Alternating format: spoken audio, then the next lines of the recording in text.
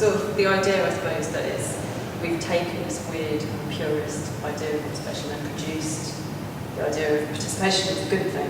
And as if inevitably any kind of participatory activity would be positive and any kind of observation-based activity would be negative. Wouldn't afford engagement of a kind that's critical or interesting, useful, I think, is the point. I mean, I kind of sort of wonder whether that's because there's a sense in which observation is kind of seen as hierarchical in terms of having a particular kind of sort of power dynamic, or having a sense in which, in order to kind of observe something fruitfully, you maybe need some knowledge. And there's this idea that kind of participation, or I guess what often I think people mean is like interactivity, and again that's a problematic term as well, but is somehow more democratic because it doesn't necessarily, and I don't particularly agree with this, but doesn't necessarily privilege the idea of previous knowledge. It's again that idea of, I think through again the kind of a temporal moment of, you immediately encounter something. And there's, through kind of an active, often just physical engagement, something is learned from that you sort of take out. And it doesn't necessarily matter that you have had a kind of previous sort of knowledge of something, enabled to kind of analyse, or, if you think about like all the kind of classic tropes of how you observe a painting and the sort of, foreground, background, and, golden triangle, those classical models of observation. And I maybe wonder, there's a kind of, maybe a whole kind of misnomer around that, and its observation has been rejected because it's been seen as anti-democratic. I suppose again, for me, the idea that you would reject observation as opposed to wanting to give people the skills to look at paintings, for example.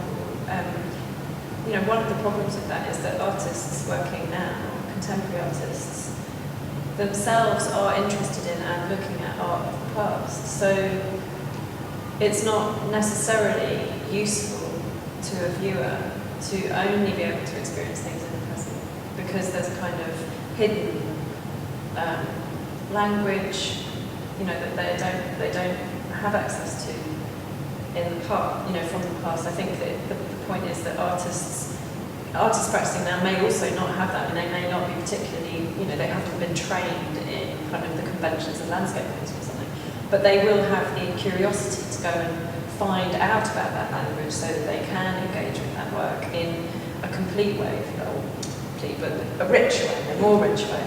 And I feel as though that's something as an artist which I would want to encourage non-artists to do, because I think that means that you are able then to think about, talk about, enjoy art from a wide range of sort of sources more fully. So it seems like, obviously, I guess the point about a participatory activity, I sound like I'm really against it, I'm not, obviously, because I work in this field, but it's just, I suppose, an opportunity to examine it or explore our thinking behind, or, just something you take for granted and start to sort of unpack it a bit and find that actually you're holding quite kind of incompatible views sort of at once. That's how it feels for me.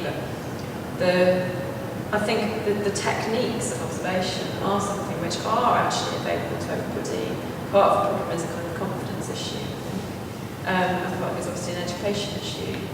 I think the worry about participation as per se, as if is well, what do you do with it? What do you do with it afterwards? So okay, so you engage somebody, but does that in an immediate sense, maybe assuming it's successful, but you still need to analyse that experience. I think another thing that worries me about the idea of the experiential being privileged over the observational or the representation is that much of what people encounter is representation. It's not direct experience. You don't have direct experience of a typhoon, on the other side of the world. But one ought to be able to empathise with that situation, the things, the suffering of other people in that place, without having to be there and experience it yourself in order to be able to relate to somebody else. Equally, I think you should be able to look at the news coverage of that event and decode it, deconstruct it, find a way into it, out of it, around it. And the only way of doing that really is to have those kinds of skills of analysis based on, visual information, verbal information that's being presented to you. So it seems as though it's a missed opportunity really to give people skills that they need in order to be empowered in the face of a complete bombardment with visual representation, all kinds of representation.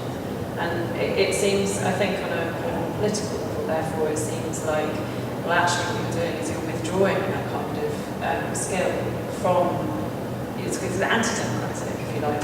You're kind of saying, well, unless you're experiencing it directly, you can't have access to it.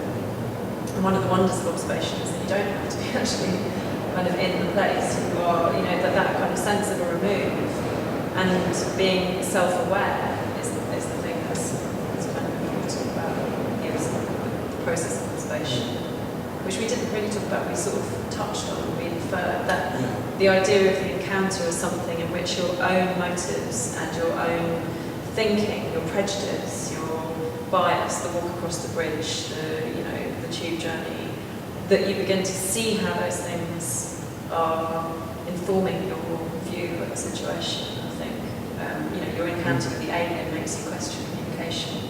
So it's a moment in which you're alerted to your own motives. You're taken out of the comfort zone, which kind of allows you an opportunity actually to observe the things which inform the way you see the world, the way you interact with the world, which is obviously important to your work.